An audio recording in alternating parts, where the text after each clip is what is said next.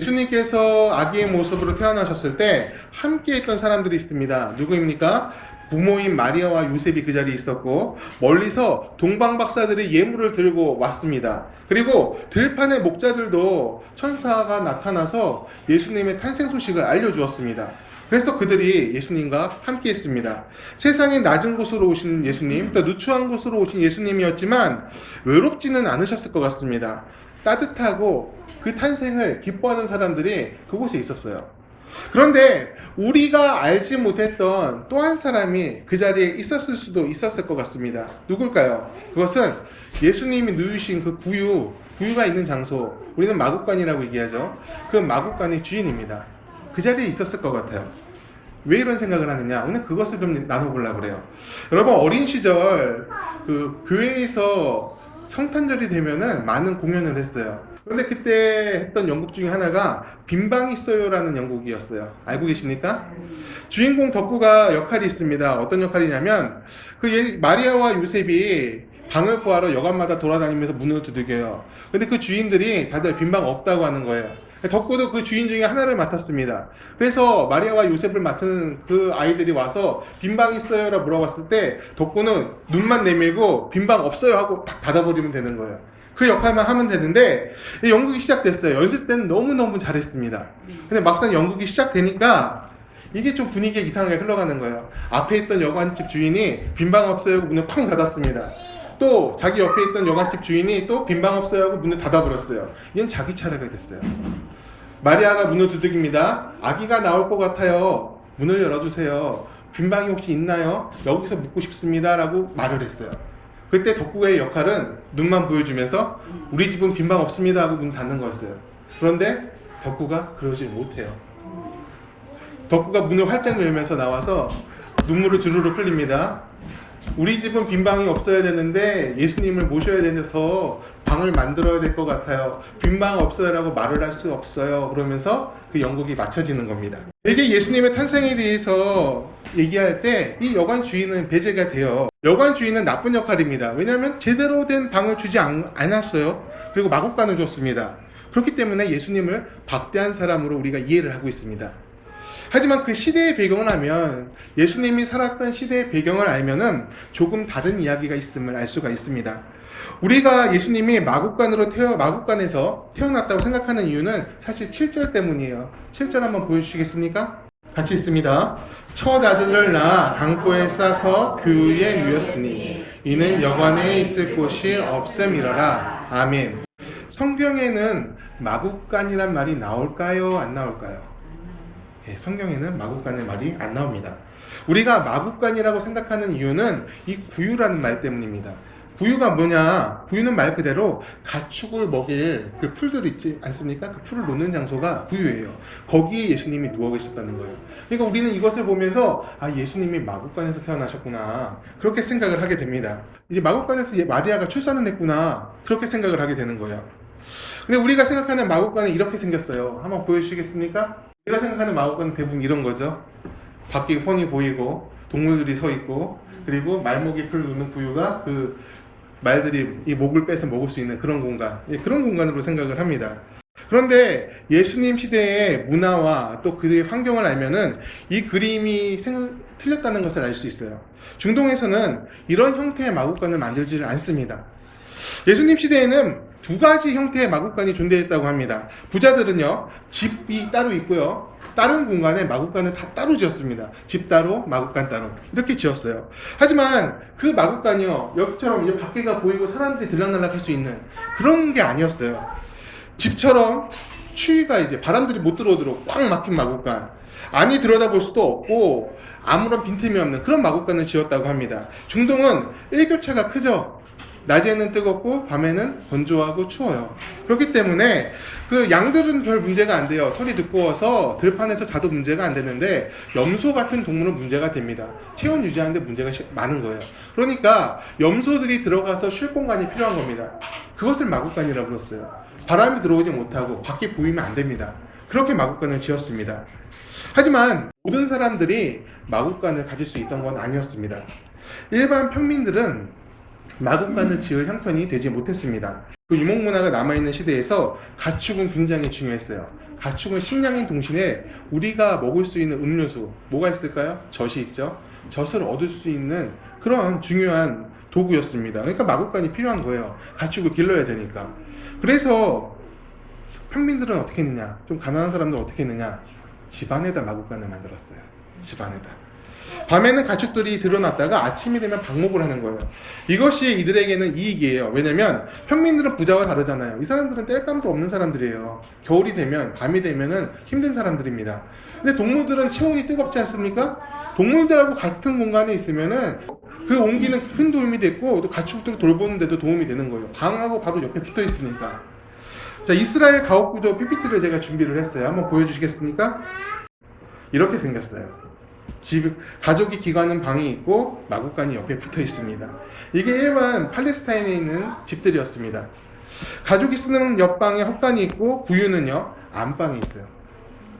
구유 줄 때마다 먹이를 줄 때마다 돌아 나가가지고 밖에서 주고 들어오고 번거롭지 않습니까? 그러니까 방 안에다가 구유를 줄 수 있는 공간을 만들어 놓은 거예요. 예수님이 여관이 아니라 이런 평민의 집에 들어가실 확률이 훨씬 큽니다. 우리가 읽은 본문의 헬라어 원어를 보면은 여관으로 번역된 단어가 있죠. 카타루마티라는 단어예요. 한번 보여주시겠어요? 예. 이 단어는요, 우리는 여관으로 해석하긴 했는데 이 당시에는 이 카타루마티라는 이 단어는 여관을 뜻하는 단어가 아니었어요. 여관은요, 다른 단어가 있었어요. 판도케이온이라는 단어가 있었어요. 판도케이온. 분명히 여관을 뜻하는 단어가 따로 있었는데 이 누가복음의 저자는 여관을 카타루마티라고 표현하고 있어요. 카타루마티는 여관이라는 뜻보다 빈 방, 빈 공간이라는 뜻이 됩니다. 이스라엘 구조, 가옥 구조 다시 한번 보시겠어요? 자, 여기서 보면은 카타루마티가 어디냐? 잘 안 보이실 거예요. 보면 여기에요. 여기가. 뭐라고 써있죠? 객실을 그렇게 불렀어요. 당시 이스라엘 민족들은요, 객실이 따로 있었습니다. 자기가 기거하는 방이 있고 객실이 따로 있던 거예요. 그러니까 다시 말해서 예수님께서 태어나시기 전에 마리아와 요셉이 찾아갔던 집들은 사실 여관이 아니라 일반 집들이었던 거예요. 그때가 어떤 시대예요? 호적을 다 하라고 명령을 내린 시대잖아요. 모든 사람들이 다 몰려든 겁니다. 그러니까 이런 평민들의 객실도 꽉 차 있던 거예요. 그래서 우리 집에는 객실이 없다고 다 얘기한 겁니다. 그리고 그 중에 한 분이 우리 집엔 객실이 없지만 마국간에서라도 주무시겠어요? 이렇게 물어봤던 거라 우리는 생각할 수 있어요. 그게 아닌 거예요. 왜 아니냐? 구유가 어디 있어요? 구유는 마국간에 있지 않아요. 구유는 방에 있어요. 이 주인이 어떻게 했느냐? 마국간을 내준 게 아니라, 그러면 당신이 너무 급한데 우리 집에 뇌가 있는 방에 들어와서 아이를 낳으라고 그렇게 얘기한 거예요. 당신이 급하니까 일단 내 방에 들어오라고. 그러니까 본인들이 이 주인이 있어야 될 방에 이 요셉과 마리아를 기거하게 한 거예요. 빌려준 것이죠. 그러니까 우리는 생각했을 때 예수님이 박대를 당했다고 생각을 합니다. 그런데 실제로는 박대를 당한 것이 아니라 그러니까 극진한 융숭한 대접을 받은 거예요. 왜냐면 손님방이 없으니까 내 방 들어오라고 얘기한 거니까. 안방을 누구한테나 내주니까 그렇지 않잖아요. 귀한 손님, 또 가족들만 기거하는 방에 같이 들어가자고 얘기한 겁니다. 근데 이렇게 얘기하면은 어떻게 그것을 확신하느냐 저한테 물어보실 수도 있을 것 같아요. 어떻게 남의 집에 가서 방을 빌려달라고 말하냐고. 이게 상식적이지 않다. 그리고 어떻게 안방을 그렇게 모르는 사람한테 내주냐, 그렇게 질문할 수가 있습니다. 하지만 중동 문화를 보면은 쉽게 이해가 됩니다. 그리고 당시에는 그게 상식이었어요. 이스라엘 민족은 유목 문화를 바탕으로 한 민족입니다. 이는 베두인 문화라고 말씀을 드렸어요. 유목 문화에서는 이방에서 온 손님, 외부인은요, 천사로 환영을 받기도 합니다. 우리 성경에서 그런 장면을 볼 수가 있어요. 창세기 18장을 보면 아브라함이 손님 3명, 천사 3명이라고 그러는데 손님이었을 거예요. 그 손님 3명을 영접합니다. 아브라함은 그들을 하나님의 사자로 생각하고 극진히 대접을 합니다. 그들을 통해서 이삭의 출생을 예언받죠. 또 소돔과 고모라가 멸망할 것을 듣습니다. 천사라고 생각해서 맞아들인 그들이 사실은 낯선 자들이었다는 뜻이에요. 베두인 문화에서는 그래요. 나를 찾아온 이방인들을 융숭히 대접하라. 히브리서 13장 2절에는 이렇게 얘기하고 있어요. 손님 접대하기를 잊지 말라. 이로써 부지 중에 천사들을 대접한 이가 이들이 있었느니라. 천사를 대접했다는 뜻이 됩니다. 오늘날에도 이런 유목 문화가 있습니다. 10년 전에 제가 요르단에 여행을 간 적이 있죠. 가스르란 마을에 갔습니다. 그런데 거기서 동네 광장 근처에서 아이들을 만났어요. 아이들이 구슬치기를 하고 있었어요. 거기서 제가 같이 구슬치기를 했습니다. 했는데 이제 아이들이 그러는 거예요. 오늘 어디서 잘 거냐고. 제가 아이라고 했지만 아주 어린 애들은 아닙니다. 청소년 정도 되는 애들이에요. 걔네들이 저희한테 물어보는 거예요. 4명이었는데 어디서 잘 거냐고. 그랬더니 하는 말이 다 저희 집에 가자 그러는 거예요. 우리 집에 가자, 우리 집에 가자 그러는 거예요. 그래놓고 그 중에 한 아이가 집에 달려가서 어른을 데려옵니다. 어른을 데려와서 우리한테 다시 정중하게 초대하는 거예요. 오늘 우리 집에 가서 같이 저녁 식사하자고.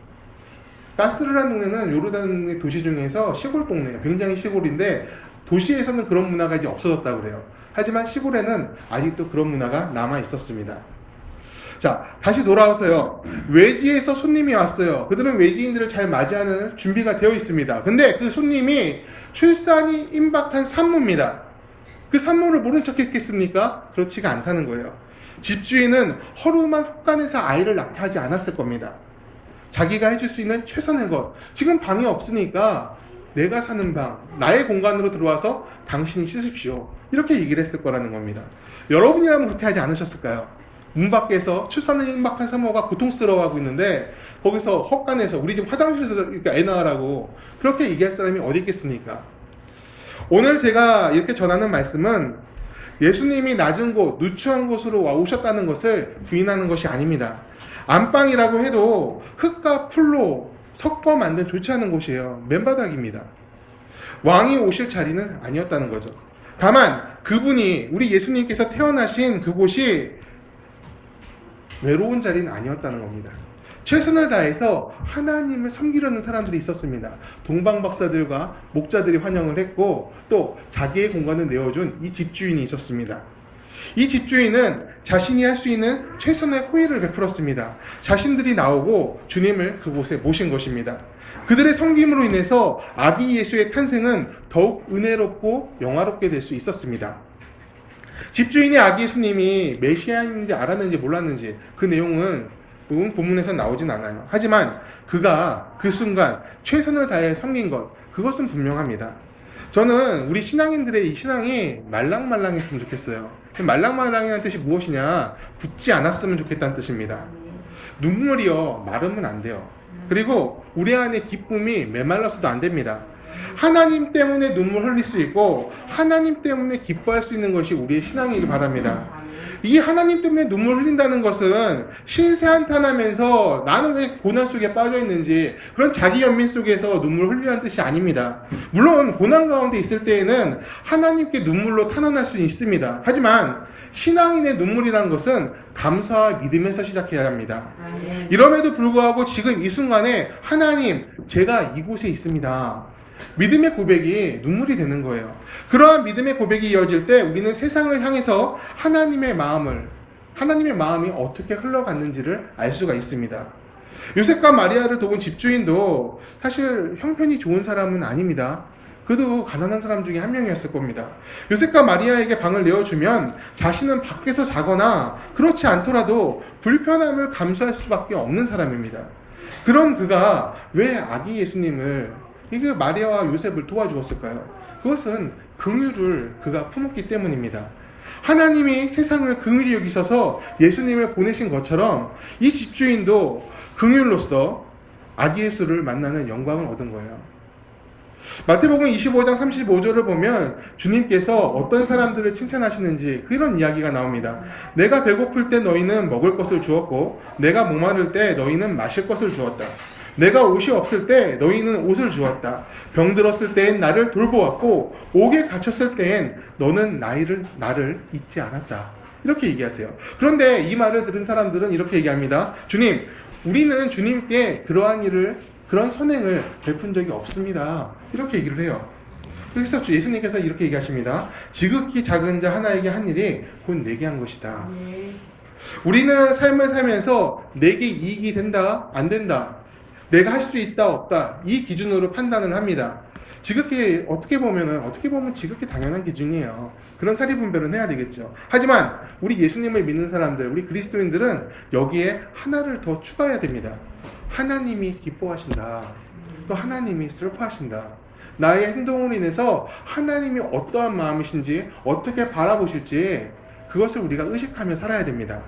하나님이 원하신다면 우리가 못할 것 같아도 도전을 해야 되는 거고, 하나님께서 멈추시길 원하신다면 아무리 억만금을 준 대로 거기서 멈춰야 되는 거예요. 하나님이 우리 기준이 됩니다. 또 그 기준이 되지 하나님을 따라가는 것이 우리가 이 세상을 살아가는 의미가 됩니다. 요한계시록으로 보면 요한이 7교회를 향해서 이런 얘기를 합니다. 뜨겁던지 차갑던지 하라고. 이 말씀은 차가워지라고 얘기하는 게 아니죠. 소속을 분명히 밝히라는 거예요. 회색 분자처럼 사는 이들이 하도 많으니까 이것도 아니고 저도 아니고 미지근하게 아무것도 아닌 것처럼 자신을 드러내지 않고 뭘 드러내야 됩니까? 하나님의 살아있는 것을 드러내야 되는데, 하나님의 영광을 또 드러내야 되는데, 그것을 드러날까봐 숨기는 사람처럼 사는 사람이 너무 많으니까 그러지 말라는 거예요. 하나님의 편이라면 하나님의 사람답게 살라고 요한이 외치고 있습니다. 세상은요, 교회를 필요로 하고 있습니까? 이 질문을 받는다면 여러분들은 어떻게 대답하시겠습니까? 이 세상이 교회를 필요로 하고 있습니까? 인도 독립운동을 했던 간디는 이런 얘기를 했어요. 예수는 난 너무 좋은데 그리스도인은 싫다. 이런 얘기를 합니다. 왜냐하면 예수를 믿는다는 그 영국인들이, 그 종교를 가져온, 기독교를 가져온 그 영국인들이 인도인들을 핍박했기 때문이죠. 그들은 예수를 닮지 않았다. 그 간디의 결론이에요. 그리고 이 시대의 사람들, 오늘 이 시대를 사는 사람들도 마찬가지예요. 세상이요, 교회를 향해서 아우성이에요. 교회에 대한 나쁜 얘기를 막 쏟아냅니다. 어제도 기사 하나 떴는데 그 기사 밑에 댓글들이 너무너무 무섭습니다. 원래 댓글이라는 것은 이제 익명성에 가려져서 폭력적인 말들이 많다는 것을 감안해도 너무나 안 좋게 생각하는 사람이 많아요. 예수님, 그 중에 이제 믿는 사람들도 많이 댓글을 남겼더라고요. 미안하다는 얘기를 하더라고요. 인정하고 있는 거잖아요. 뭘 인정합니까? 교회가 예수님을 닮지 않았다. 세상이 교회를 필요로 합니까? 그랬을 때 세상은 교회를 필요로 한다고 얘기를 할 겁니다. 근데 정확히 얘기하면은 예수님을 닮은 교회가 필요한 거예요. 세상은요, 다툼으로 가득 차 있습니다. 분열로 신음하고 있습니다. 결과만 좋다면 폭력을 써도 된다고 생각하는 사람들이 굉장히 많이 있습니다. 말은 그렇게 안 해도 그 삶을 그렇게 사는 사람들이 넘쳐나고 있어요. 뉴스를 틀면 겁나는 소리들이 많이 나옵니다. 자극적으로 얘기하는 것이 뉴스를 할지라도 그런 얘기들이 세상에 가득 차 있다는 거예요. 발전했다고 하는데, 세상은 발전했고 문명도 발전했다고 하는데 사람들은 더 탐욕 속으로 빠져들어가고 있는 게 오늘날의 현실이에요. 이런 시대에 우리는 어떻게 살아야 되겠습니까? 걱정되고 답이 없어 보입니다. 지난주에 영창교회 청년들이 와서 노방전도를 나갔어요. 핫팩을 들고 나가는데 그날따라 엄청나게 추웠어요. 낮 시간인데 영하 13도, 바람은 엄청나게 많이 불었습니다. 사실 전도를 나갈 때 굉장히 두려워하는 사람들이 많아요. 거절당하는 것에 대한 두려움이 있죠. 근데 마침 7명의 청년들이 왔는데 그 중에 3명이 새신자인 거예요. 교회 다닌 지 1년이 되지 않았습니다. 그네들이 이제 물어봤어요. 그네들한테 전도할 때 뭐라고 말하면서 전도할 거예요? 물어보니까 다들 쭈삣쭈삣 그래요. 아무 생각 없이 온 거예요. 아무 생각 없이 그냥 이제 청년 리더가 가자고 그러니까 왔는데. 그래서 다시 물어봤어요. 7명을 향해서 여러분들 노방전도 해본 적 있냐고. 그랬더니 손 한 명이 딱 손들어요. 나머지들은 이제 처음인 겁니다. 그래서 제가 그랬어요. 즐거운 성탄 되세요. 메리 크리스마스. 이렇게 하라고. 이렇게 하면은 다들 잘 받아줄 거라고. 그런 다음에 한마디 더 했어요. 거절당해도 아파하지 말라고. 원래 그런 거라고. 그렇게 얘기를 했는데 막상 이제 다 전달하고 왔어요. 저는 1시간 걸릴 것 같은데 30분 만에 전부 다 하고 왔더라고요. 300개를 들고 나갔는데 남지 않았습니다. 근데 청년들 얼굴이 되게 밝아요. 하는 말이 다 받아줬대요. 그러면서 이렇게 얘기했대요. 고맙다고. 왜 고마워요? 날이 추운데 이게 핫팩을 주니까 너무 고맙다고. 시장의 상인들도 다 받고 길거리의 사람들도 그 핫팩을 받으면서 고맙다고 얘기하고 갔대요. 저도 그랬어요. 저도 이 횡단보도 앞에서 전도를 했는데 제가 이렇게 얘기했습니다. 날이 너무나 추운데 손이 너무나 힘들어 보인다고. 이 손에 이거 쥐고 가면 괜찮을 거니까 하나 받으시라고. 그러면서 즐거운 성탄 되세요 하면서 했는데 다들 웃고 가더라고요. 그리고 한 분이 이래요, 저한테. 이거 왜 주는 거예요? 그러더라고요. 근데 그 눈이 경계심이 가득한 거예요. 이거 주고 너 나한테 무슨 말 하려는 거냐. 그런 표정인 겁니다. 그래서 제가 그랬어요. 성탄절이니까요. 그랬어요. 그러니까 얼굴이 확 피더라고요. 어르신이, 노인 분이었는데 얼굴이 확 펴서 갔습니다. 왜 얼굴이 폈습니까? 그 사람의 마음을 배려하는 말을 해줬잖아요. 성탄절에 어떤 말을 듣고 싶으십니까? 믿지 않는 사람들도 성탄절은 즐겁길 바랍니다. 모르겠어요, 왜 그런지는. 예수님은 몰라도 성탄절에는 마음이 따뜻해지길 바랍니다. 그런데 우리가 건넨 그 핫팩 때문에 손도 따뜻해졌지만 손을 넘어서 그 마음의 온기를 얻었기 때문에 따뜻해지는 거예요. 배려받았잖아요. 생각해 주잖아요.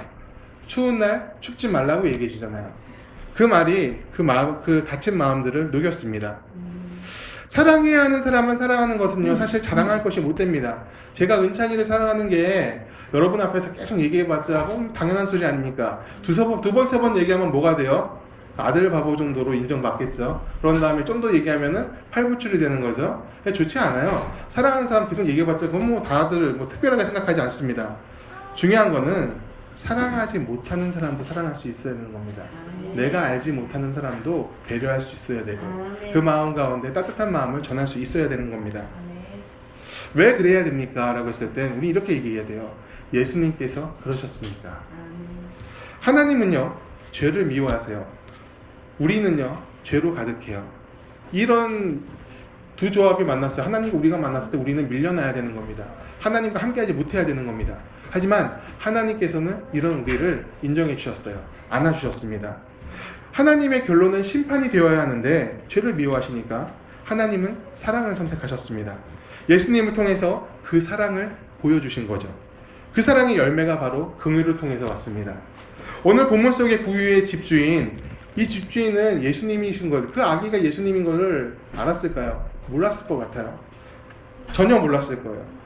요셉과 마리아는 그에게는 타짓 사람일 뿐입니다. 하지만 만색된 여인을 보았을 때 긍휼한 마음을 품고 자기 집 안방을 내주는 선행을 베풀었습니다. 그 선행으로 그 집주인은 아기 예수가 이 땅에 오신 것을 볼 수 있는 은혜를 얻었어요. 여러분, 우리가 어떻게 살아야 되겠습니까?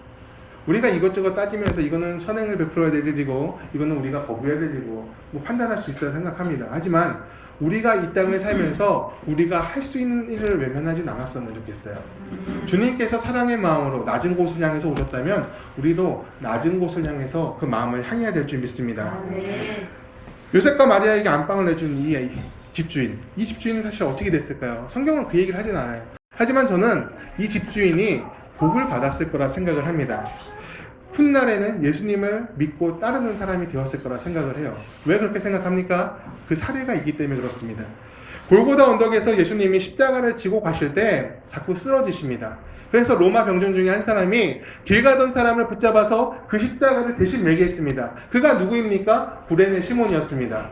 시몬은 억지로 끌려 나와서 그 십자가를 메고 골고다 언덕까지 갔습니다.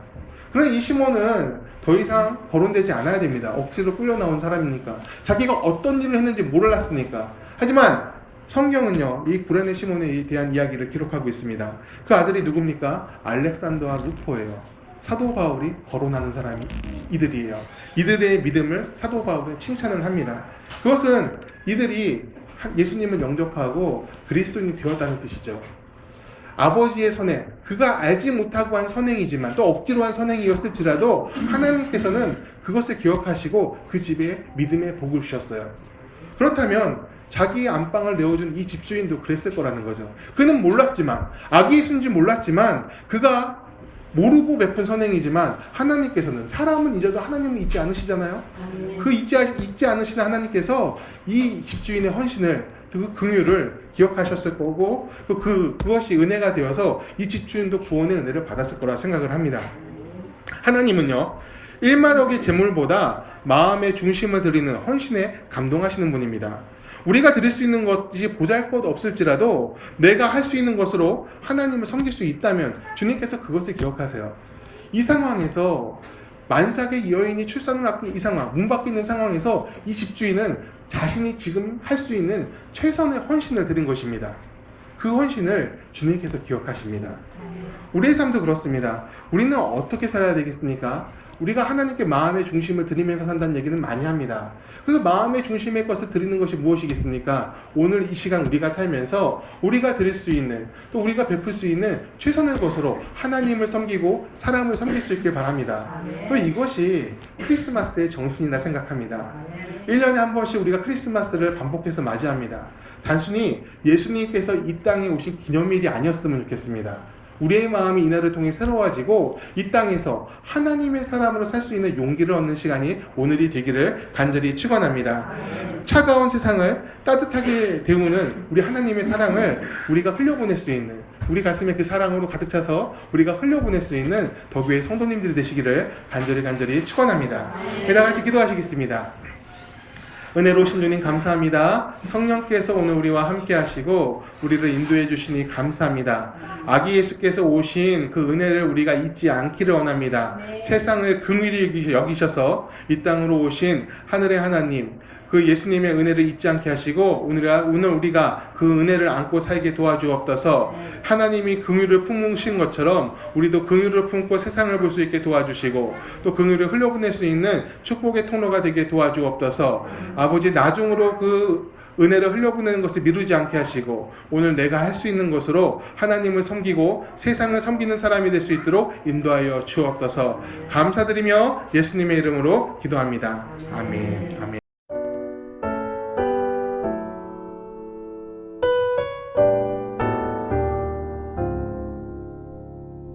저 들밖에 한밤중에 양틈에 자던 목자들, 천사들이 전하여 주 나신 소식 들었네. 노엘 노엘 노엘 노엘, 이스라엘 왕이 나셨네.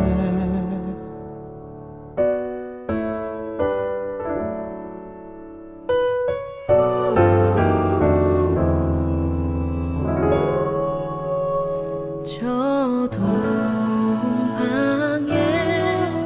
별 하나가 이상한 빛을 비추어 이 땅 위에 큰 영광이 나타날지 보였네. 노엘 노엘 노엘 노엘, 이스라엘 왕이 나셨네.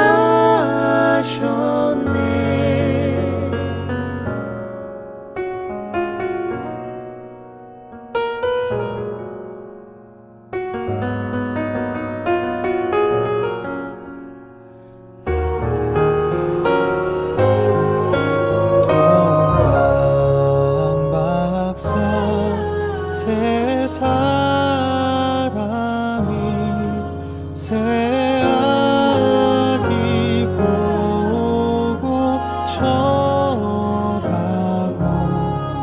그 보배야 다 열어서 세 가지 예물 드렸네.